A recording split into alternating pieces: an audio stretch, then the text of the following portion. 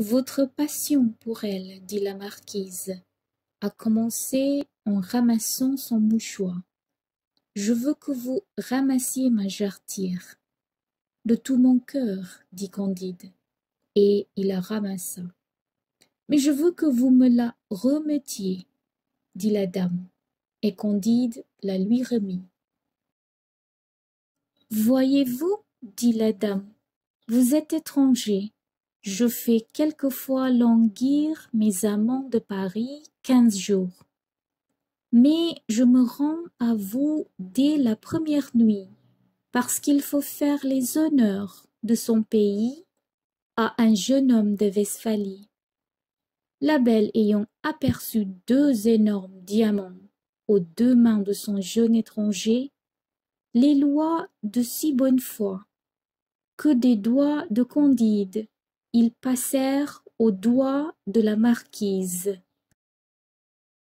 Candide, en s'en retournant avec son abbé Périgourdin, sentit quelque remords d'avoir fait une infidélité à mademoiselle Cunégonde. Monsieur l'abbé entra dans sa peine. Il n'avait qu'une légère part aux 50 000 livres perdus au jeu par Candide, et à la valeur des 2 brillants moitié donnés, moitié extorqués. Son dessein était de profiter, autant qu'il le pourrait, des avantages que la connaissance de Candide pouvait lui procurer. Il lui parla beaucoup de Cunégonde, et Candide lui dit qu'il demanderait bien pardon à cette belle de son infidélité quand il la verrait à Venise. Le Périgourdin redoublait de politesse et d'attention, et prenait un intérêt tendre à tout ce que Candide disait, à tout ce qu'il faisait, à tout ce qu'il voulait faire. « Vous avez donc, monsieur, lui dit-il, un rendez-vous à Venise ?»« Oui, monsieur l'abbé, dit Candide. Il faut absolument que j'aille trouver mademoiselle Cunégonde. » Alors, engagé par le plaisir de parler de ce qu'il aimait, il conta, selon son usage, une partie de ses aventures avec cette illustre Westphalienne. « Je crois, dit l'abbé, que mademoiselle Cunégonde a bien de l'esprit et qu'elle écrit des lettres charmantes. »« Je n'en ai jamais reçu, dit Candide, car, figurez-vous, qu'ayant été chassé du château pour l'amour d'elle, je ne pus lui écrire, que bientôt après j'appris qu'elle était morte, qu'ensuite je la retrouvai et que je la perdis, et que je lui ai envoyé à 2500 lieues d'ici un exprès dont j'attends la réponse. » L'abbé écoutait attentivement et paraissait un peu rêveur. Il prit bientôt congé des 2 étrangers, après les avoir tendrement embrassés. Le lendemain, Candide reçut à son réveil une lettre conçue en ces termes. « Monsieur mon très cher amant, il y a 8 jours que je suis malade dans cette ville. J'apprends que vous y êtes.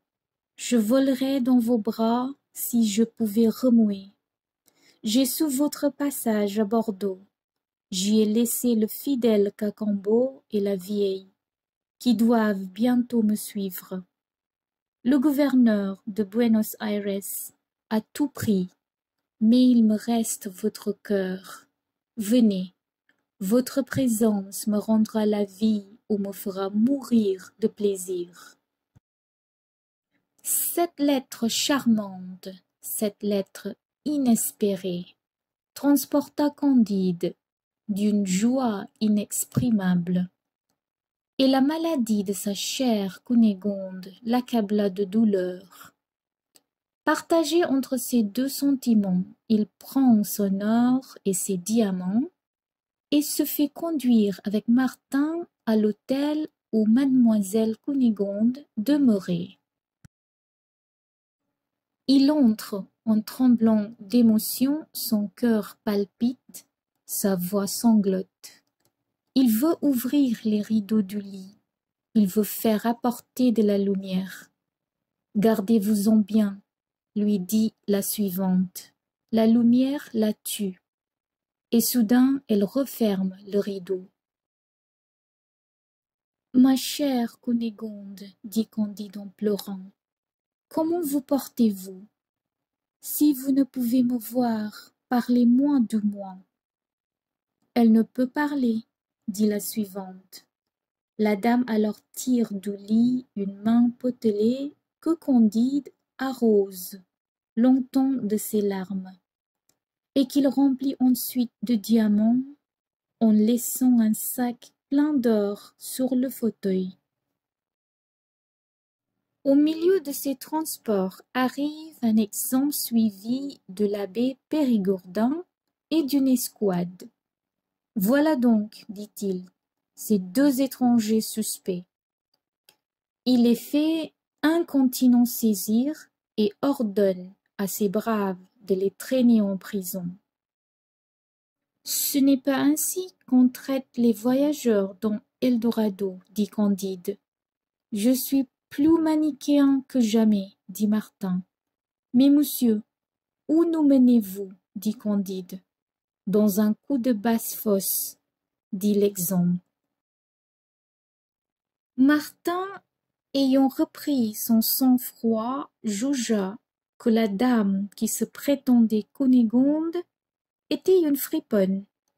Monsieur l'abbé Périgourdin, un fripon, qui avait abusé au plus vite de l'innocence de Candide, et l'exempt un autre fripon dont on pouvait aisément se débarrasser.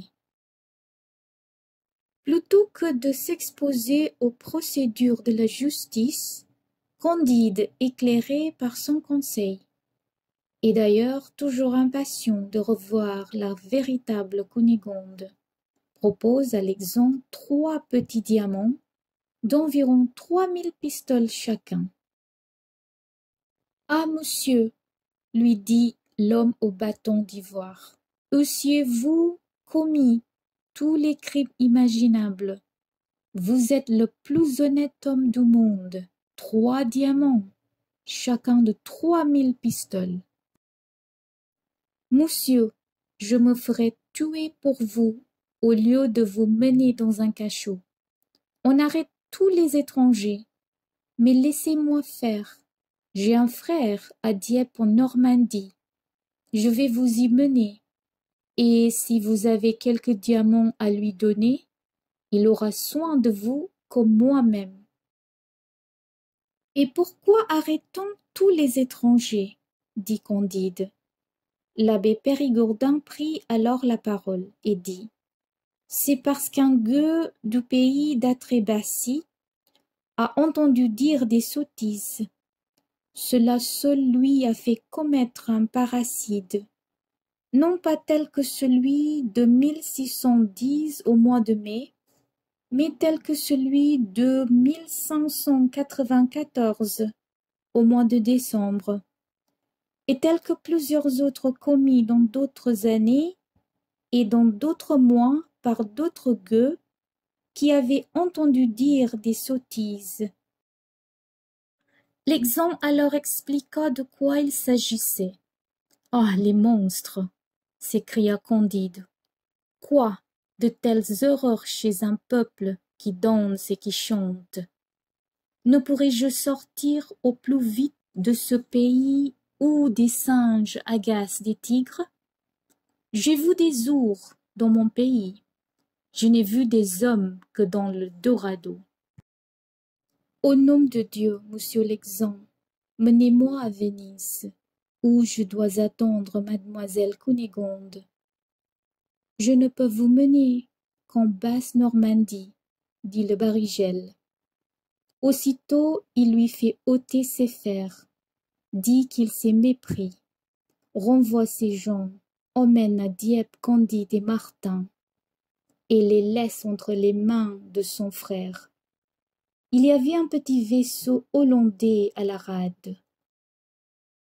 Le Normand, à l'aide de 3 autres diamants, devenu le plus serviable des hommes, embarque Candide et ses gens dans le vaisseau qui allait faire voile pour Portsmouth en Angleterre.